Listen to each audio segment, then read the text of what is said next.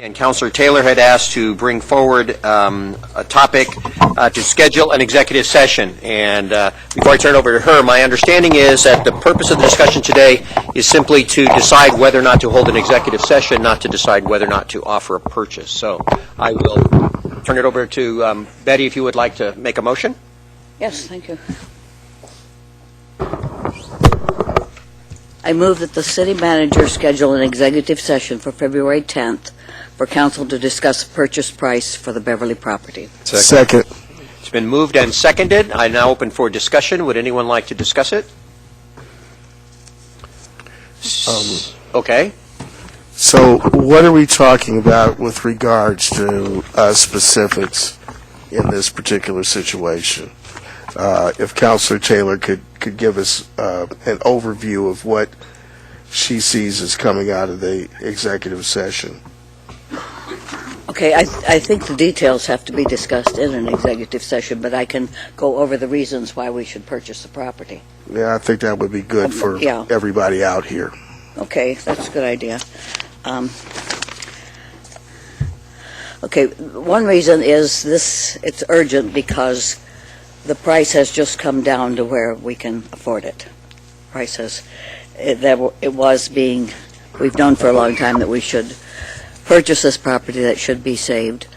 I think the first reason is the water quality. There are so many good reasons, but there are 3 streams there that flow into the Amazon Creek, that flow into the Long Tom, through Fern Ridge into the Long Tom, and into the Willamette. So it affects the water quality for Corvallis even.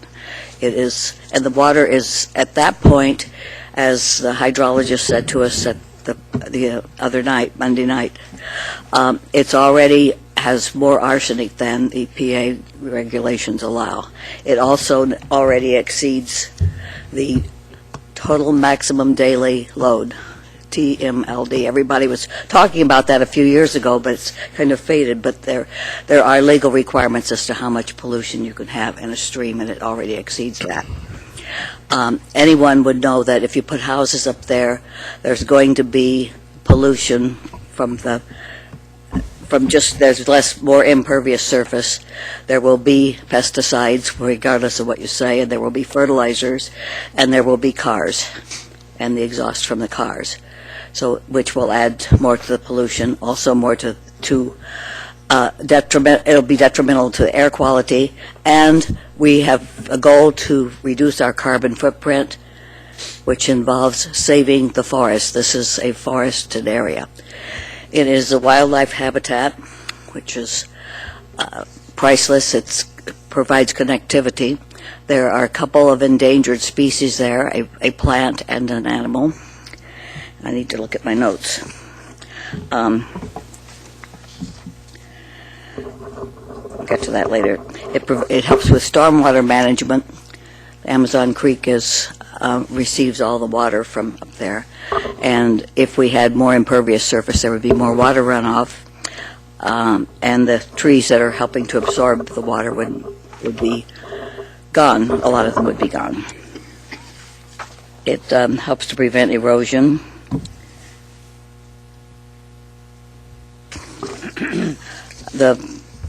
It has the highest wildlife habitat assessment ranking in the city. This particular spot does.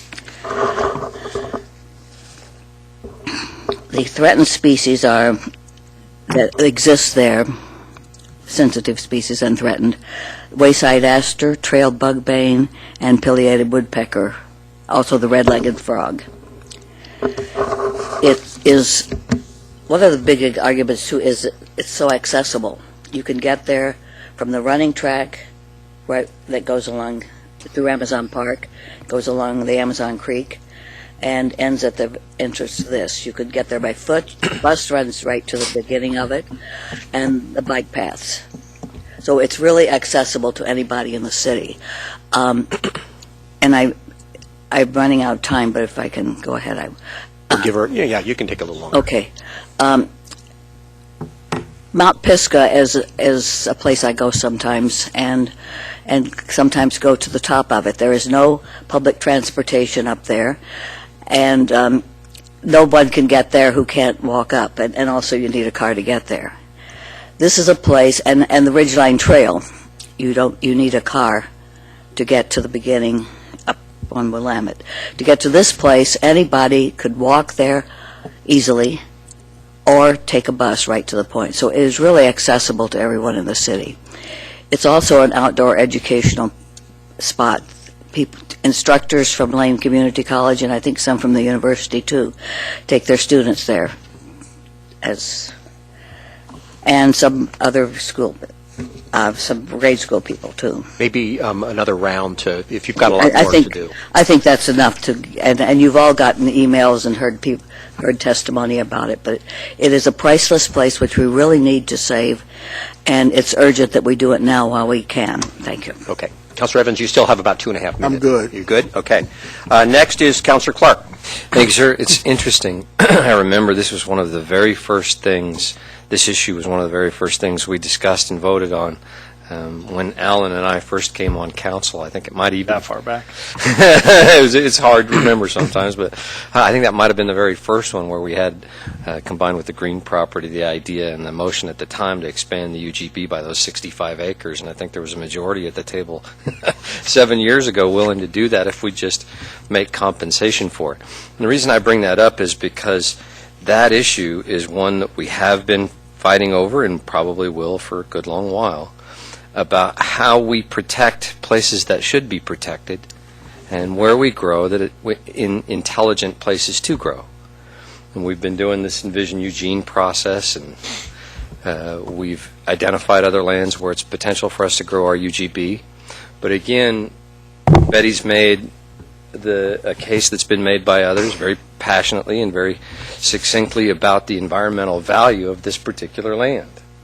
But our system for recognizing that, our city's process, says that that's been zoned forever for housing. It's designated for it, and we haven't protected it, even though some might argue that we do a very strenuous job here of trying to protect valuable lands.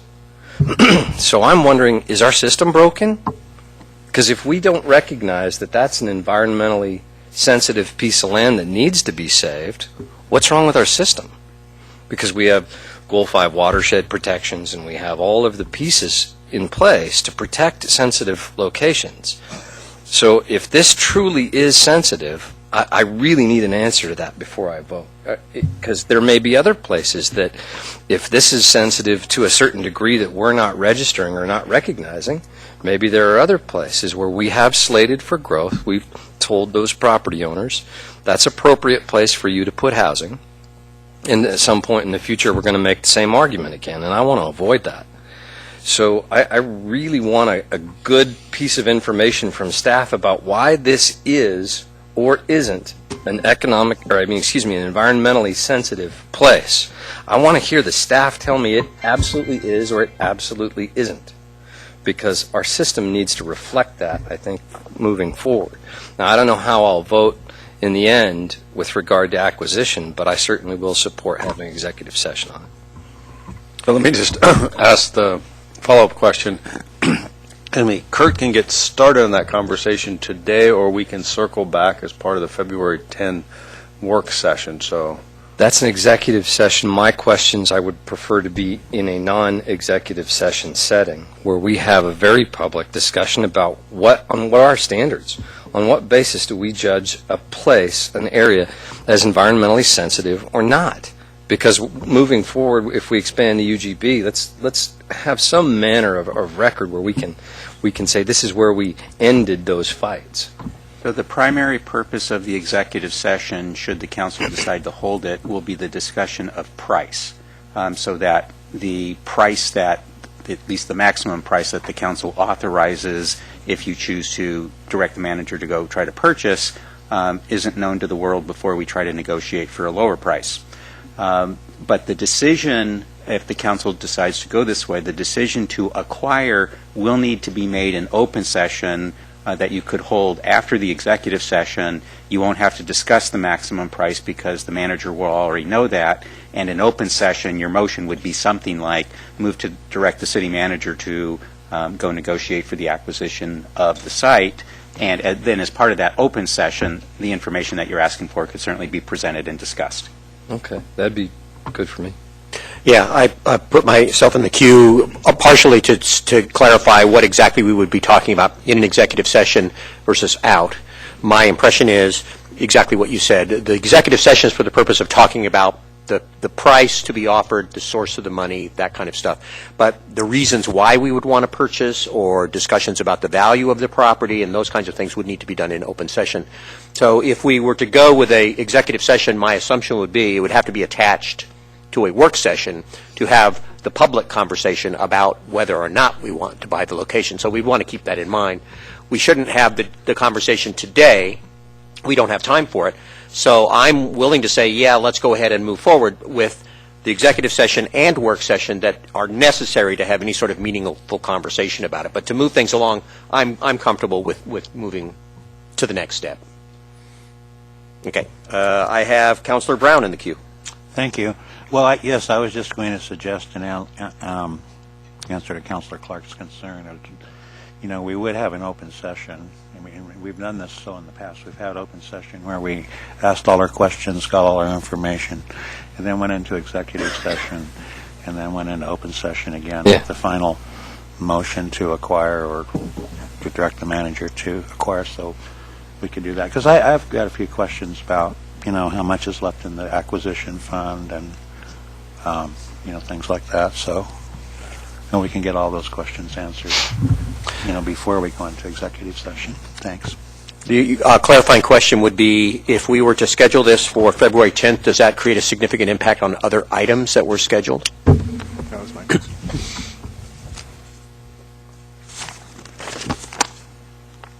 You don't have much to do we? I think what we were thinking we would do as part of your 7:30 meeting, Okay. we would add a work session to your 7:30 meeting. Okay. So you could figure out a way to accommodate it. All right. Is there any other discussion on the motion? Seeing none, all those in favor of the motion to schedule an executive session, and I would assume a work session with that, for February 10th, signify by raising the right hand. I see 8 votes. It's unanimous. Thank you. I had to raise my left. Appreciate it. Chris? Yes. If any of the council has questions that you would like answers to for that meeting, Yeah. if you could get us those questions in advance so that we can actually have enough time to try to get the information. That'd be a good idea. Rather than asking questions at the meeting where we may not be able to answer them. Yeah, that's a great idea for the ease of being able to have a productive conversation. If you have questions, get them to staff so they can have answers. Right, and you can send them directly to Kurt, or you can send them through Mia Carriaga. Okay. Okay. Thank you. Thank you. Appreciate the speed and thoughtfulness of the conversation. With time to be able to actually look up the information. Yeah. too. Right away. 900. Some of it is tomorrow, not yeah. just immediately available, so please, earlier the better. Get those questions in right away. All right. We will now move to item number B, which is a work session regarding rest stops. And what I would do is throw it open. Actually, this was a work session requested by Councilor Surratt. Would you like to do an intro on it, and then I'll form a queue? Yes, actually, I'd like to put forward a motion, and if I get a second, I'd like to speak to it. So I move to request the city manager to allow Whoville to remain open for no more than 30 days from today's date to allow the manager to return to the council with a set of recommendations for additional rest stops. Second. It's been moved and seconded. Go ahead. Thanks. So this is not the motion I had originally planned to put forward today, but after discussions with the city manager and others, I decided that this was a better way to go for now. As I stated at our meeting on Monday, I think this city manager and this council has been flexible and generous in our attempt to respond to advocates and the need of our homeless residents. I would prefer to have a formal rest stop now as an alternative to Whoville, but I also want to be flexible and work with the city manager towards that goal and not rush to set up something else that ends up causing more problems for the city in the long run. We have received many passionate pleas from community members asking us to wait on closing Whoville until there were other places for people living there to go. I share the concern of some that Whoville is an unsanctioned illegal camp and that tolerating it is not good policy. But if we disband it now, we will still have many people going back to illegal camping in our parks and open spaces, loitering downtown, and impacting businesses there, and that doesn't seem like a good policy choice either. We don't have any good options right now, and I feel like we're between the proverbial rock and the hard place. But I'm also not in support of lifting the camping ban at the Whoville site, because that would invite more people to come there, and I think the site already has too many people on it, and that contributes to the negative impact on the surrounding businesses.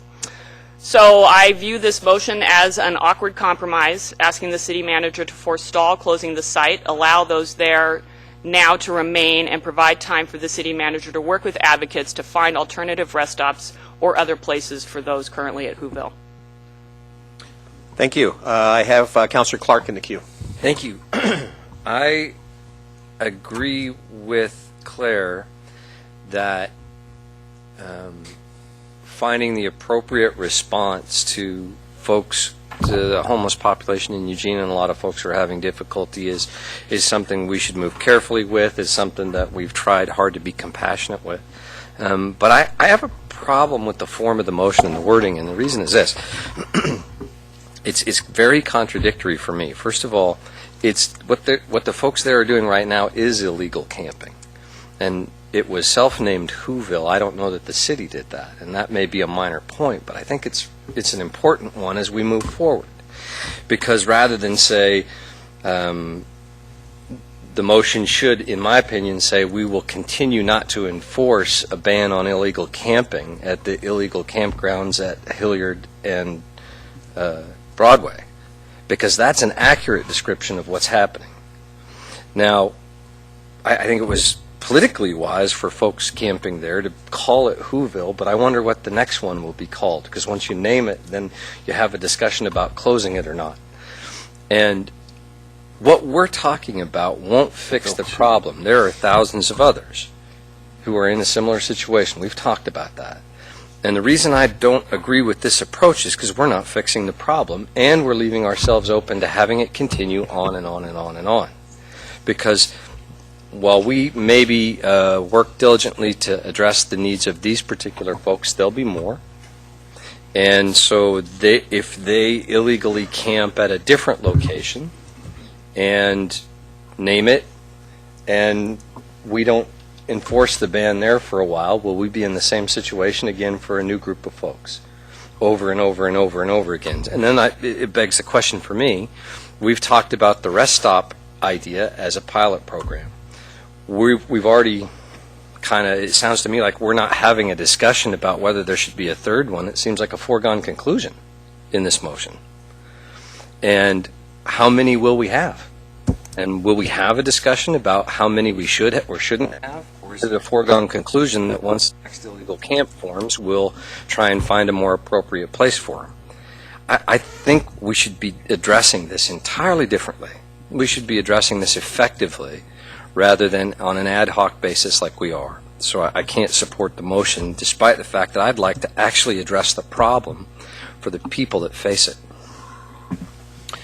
I put myself in the queue at this point. I am willing to support the motion because it is, I think, as you say, an awkward compromise. It wouldn't be my ideal, but I think it is trying to make the best of a difficult situation. I recognize that solutions that don't involve the participation of both parties are not the ideal solution. That when you have something that's a result of unilateral action that both sides did not agree to, that creates difficulty. And so what I would like to get to is a situation that really is a reflection of us working together, not us having to play catch-up to something else that's done. With that said, there is a problem. And just closing the camp, even though it is illegal and it was done unilaterally, still will not move us toward that solution. So for me, Whoville will close. The question is not whether or not it will close. It will close. It has to close. It was a unilateral action on a piece of property that we did not designate. It doesn't reflect partnership, and we can't let it stand for that reason. But you don't remove people without having a viable next step in place, and I'm very thoughtful about that. So I don't think it says that we are foregone to create additional sites, although I think there are some additional sites just because of the scope of the problem that are needed. But I'm not making assumptions about the what next piece. And so providing 30 days for us to get to a working together what next, I think is probably a much better solution. We're not saying it's going to be here or that it's going to be this or us taking unilateral action either. I see the 30 days as an opportunity for us to figure out how we're going to work together to get to the next step. But for me, Whoville does not reflect the partnership between the city and the homeless advocates. Whoville was just set up. We need to react to that, but do it in a thoughtful, deliberate, responsive way. And I think this may be that awkward way to get there. My reaction. Okay. Okay. Councilor Brown, then Poling, and then Taylor. Thank you.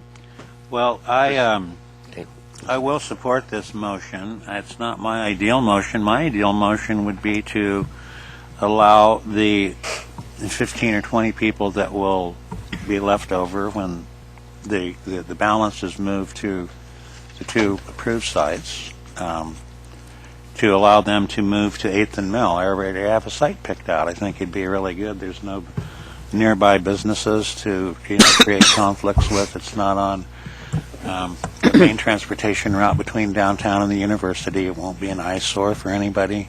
Actually, I'd be in favor of letting them stay where they are, the balance where they are, because, with the decorative border around it, kind of like R2D2 up in Portland it's not an eyesore, and it's right on one of Portland's main streets, right at the Chinatown gate, and they cause absolutely no problems at all for that neighborhood or for the businesses downtown. That would be my ideal. I don't know if there's enough support for that, so I will support the motion. That we're still playing. We're in a position of playing catch up. There's hundreds of illegal campers right now, scattered all around the verges, down by the river, out, all over town, on the borders, on the verge, in the county, without sanitary facilities or trash pickup, and Whoville has worked well. It's worked well. There's been tremendous community support. The community provided the sanitary facilities, not the city. There's very little, almost no expense to the city whatsoever. Pretty much self-governing. People from the various social agencies have been visiting people, helping them get some benefits that in some cases people didn't even know they were eligible for. I don't know this, we all realize that we're just kind of applying Band-Aids to the immense problem, but a Band-Aid, if you're hurting, hey, a Band-Aid's pretty good way to go. That's a good start. It's an incremental approach. And no, is it ideal? No. What would be ideal? $100 million grant from HUD right now. So we could probably really attack this problem the way that it should be attacked. But that's not in the offing. So I think what we're doing is the right thing to do. It's the humane thing to do, the compassionate thing to do.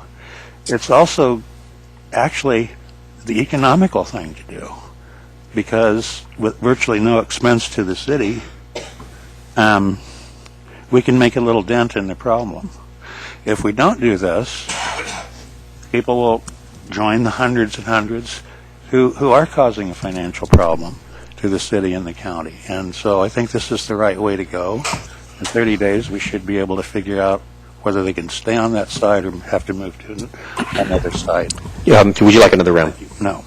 Okay. Moving to Councilor Poling. Yeah, I agree with what Mike Clark has said. We set in motion a pilot program that identified 2 rest stops.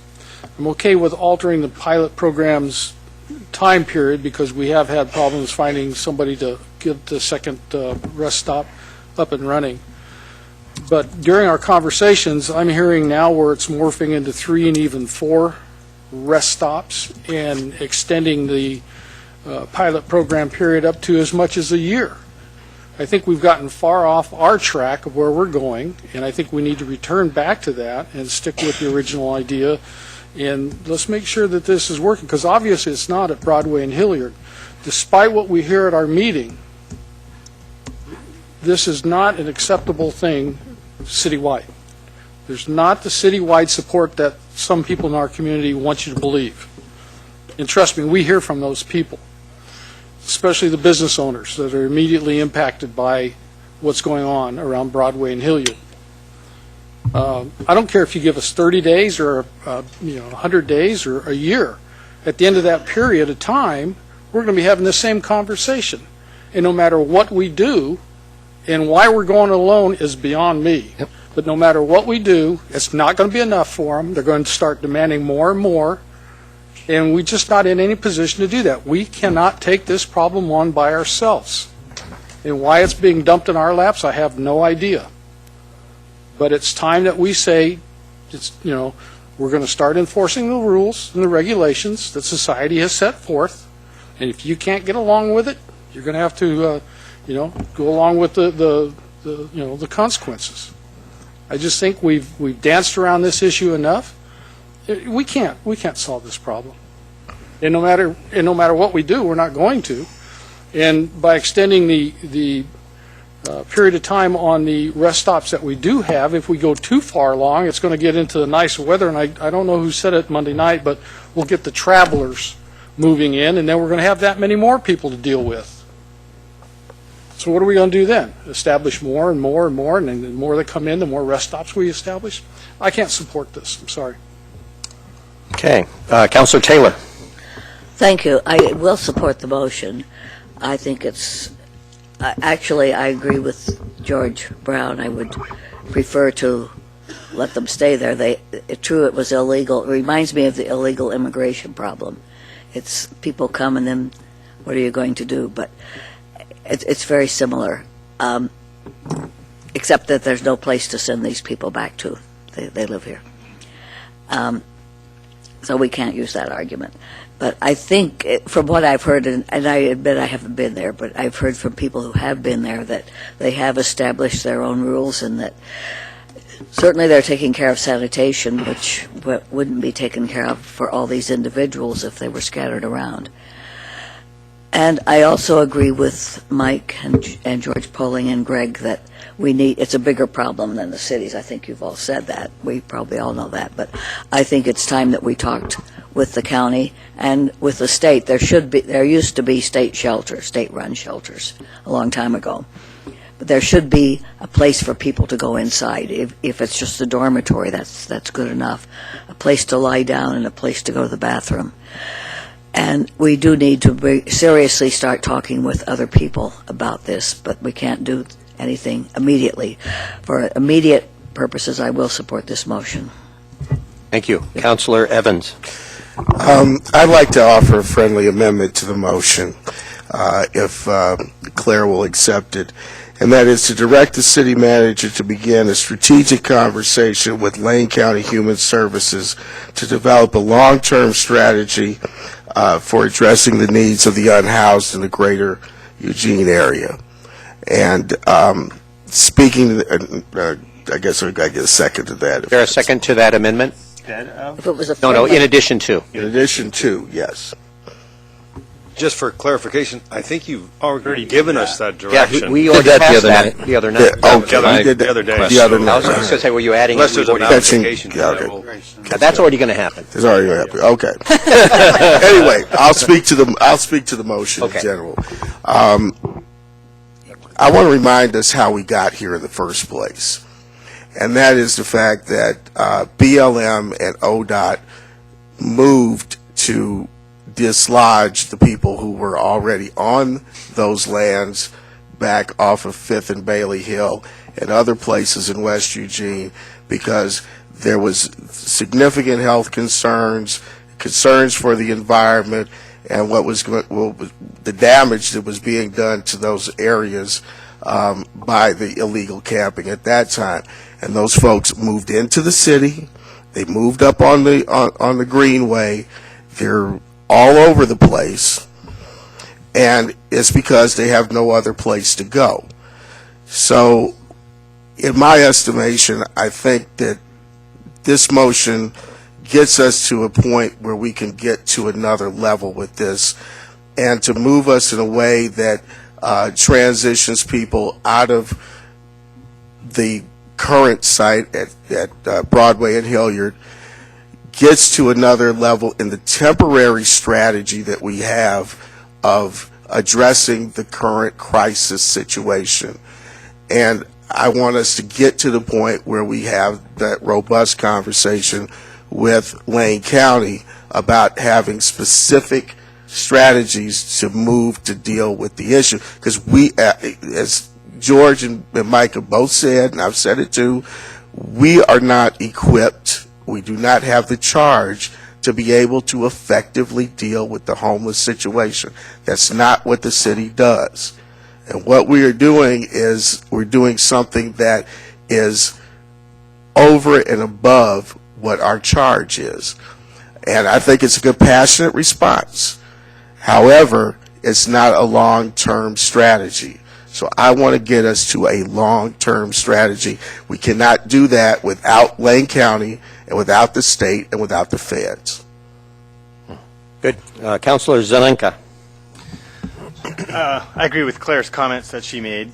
This is not the solution. It is a Band-Aid. It's a temporary solution. We have 1,700 to 2,000 homeless people in the area. We're accommodating 60 to 90. So the solutions are preventing homelessness, creating shelter, microhousing through codes so we can have $2,500 homes, Opportunity Village type things, and regional cooperation with our governmental partners locally, but also at the state level. And it's not going to happen overnight. I've been working on this for 25 years, and we move a little bit, but it takes a long time. And I know people are anxious about having this solved, but it's a very, very difficult problem to solve. Having said all that, it's not okay for me to say you can't camp there. You can't camp there and not tell them where they can camp. So to do that, we need to open another site, and that's why I like the motion. The whole point of the Opportunity Village and the Rest Stop pilots is to create those rules, the supervision, the 15 people limit, the garbage in the toilets, and get all that working so that we can learn how this works to see how this could maybe create more of a permanent solution. But having said all that, this is an illegal camping site. It has become a political football. It's detrimentally impacting the businesses around that site, the Mexican restaurant across the street in particular, and it needs to close. I agree with Mike's suggested language. It's more accurate, but it's maybe just semantics, but I think it's more accurate. I like the certainty of the 30 days. It's realistic, it's reasonable amount of time, and it could happen sooner the way that the motion is laid out. It creates a deadline. Deadlines are good. They make the world work. They make things happen.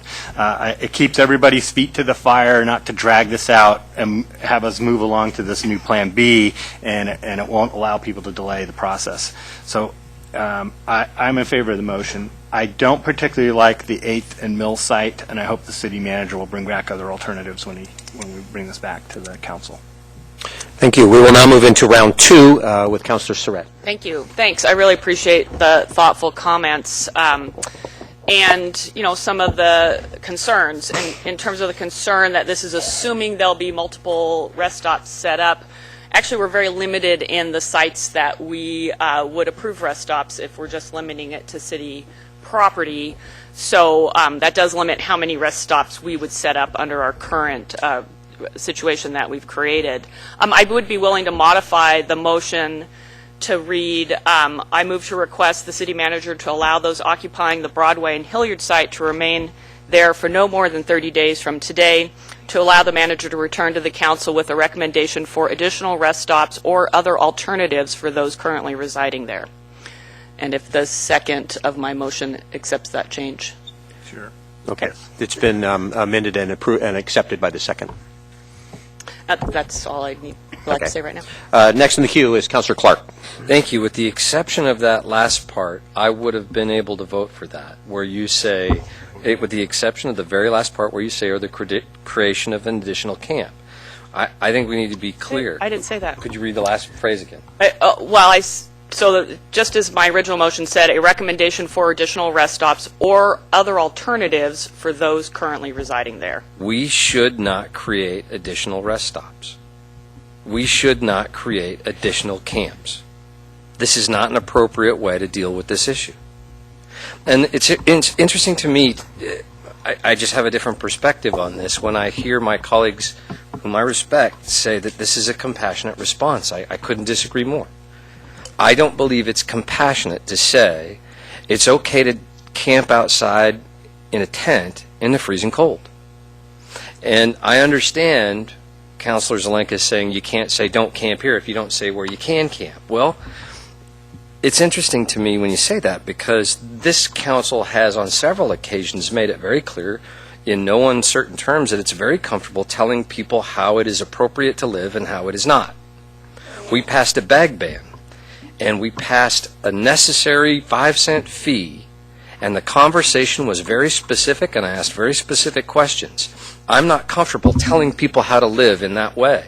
And many people at the table said, I think it's appropriate to tell people how it is appropriate to live.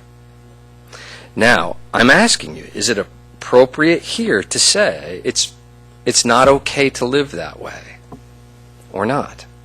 Because I don't believe it's a compassionate response to say, yeah, it's cool to camp outside in the cold and in the tent. Should we be doing more and things that are more effective to respond to it for public policy? Yeah, absolutely we should. But we should be doing it in a different way.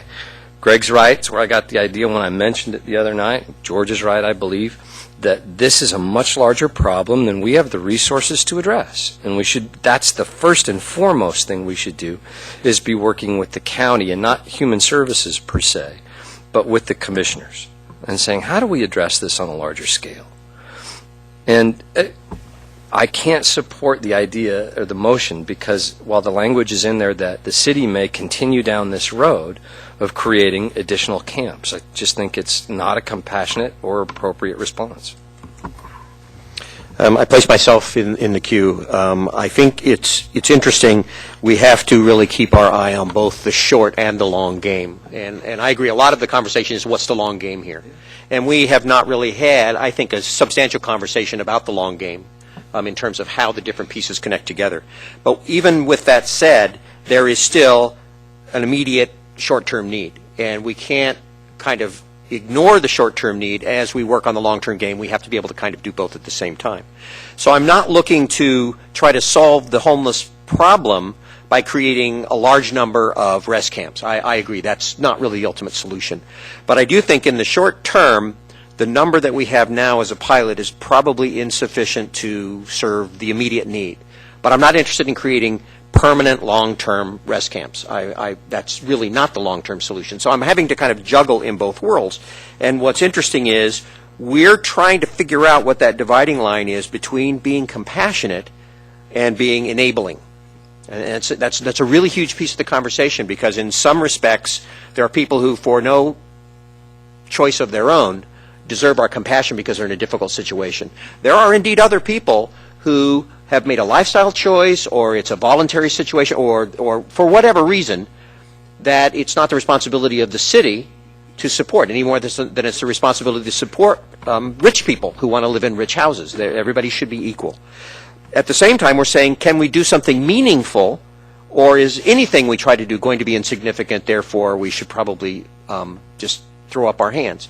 Nobody here is saying that, but I do agree it is insignificant unless we bring others in.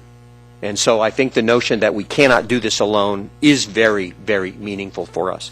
We want to be compassionate, we want to be meaningful without slipping over that edge into becoming enabling or insignificant. And I think it's a very thin line to tread. I think 1 or 2 more rest camps to try to deal with an immediate issue, not a long-term solution, may be something that we could try to manage now, even as we work on bringing other partners in, finding larger resources, and working on a more permanent, structural, long-term solution. So that's why I'm back to the notion of awkward compromise. That's really what this is. It's not the ideal, but it is the awkward compromise that I can live with.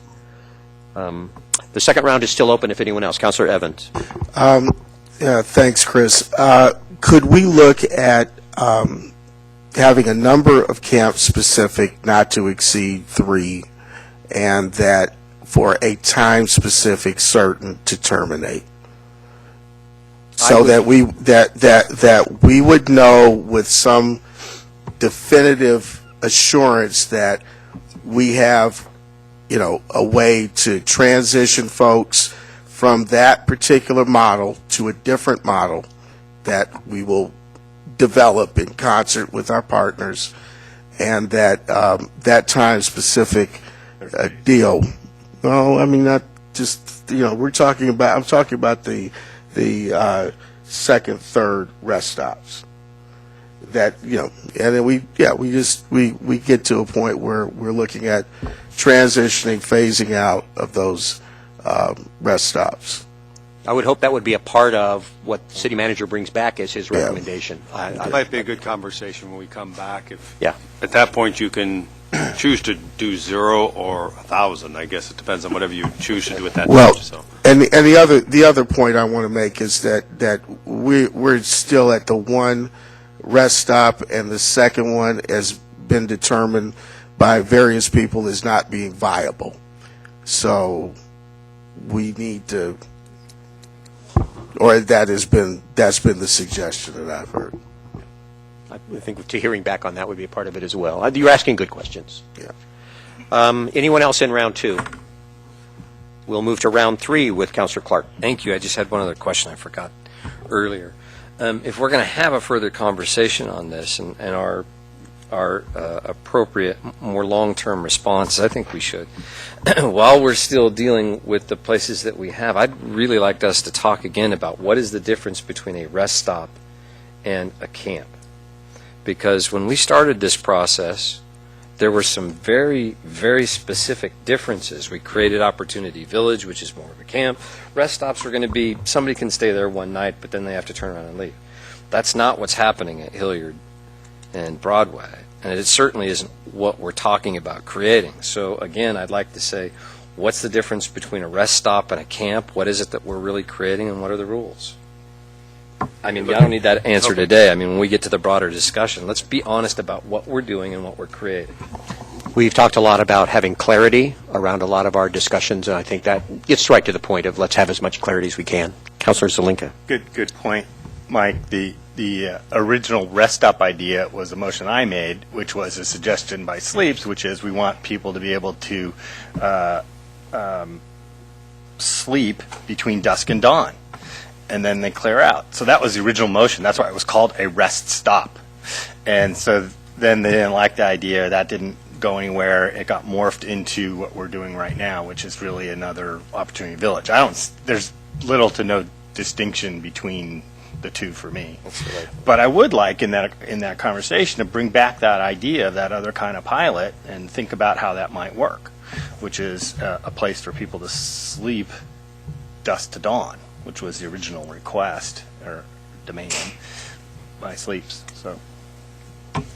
Okay. I would think there might be phases, and maybe that's part of what we want to talk about is what are the distinct phases in moving people from absolute homelessness into self-sufficiency. And I could see that as a series of steps, Opportunity Village being one of the steps, and there's others along the way. And if you can connect those dots, you can see a path. So that would be a great part of a conversation. They had several people actually move on from Opportunity Village into They have. They've actually transitioned out already. I don't see anyone else in the queue for a third round, so I think we're ready to vote on Councilor. Yeah. Yeah, I can read the motion. Sure.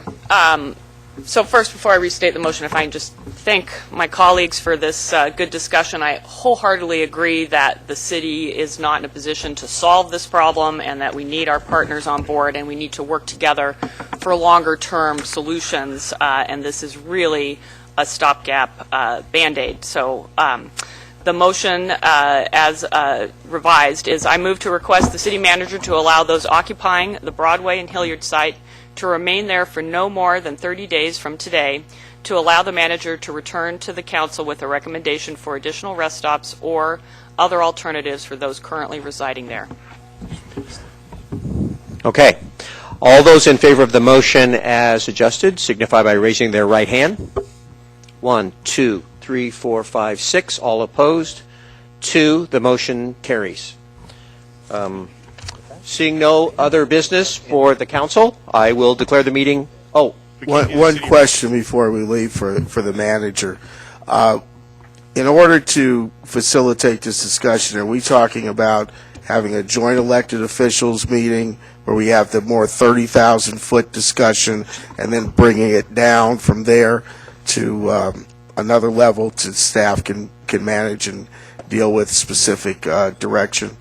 I don't know yet. I haven't talked to Alicia since Monday, and so she and I will meet to talk about what might be some options on moving forward. That could be one of those that come out of that, but we just haven't had a chance to discuss it yet. Okay. but I'm assuming we want to move as deliberately as we can. Yeah. All Okay. deliberates. Hearing nothing else, I will adjourn the meeting. Thank you.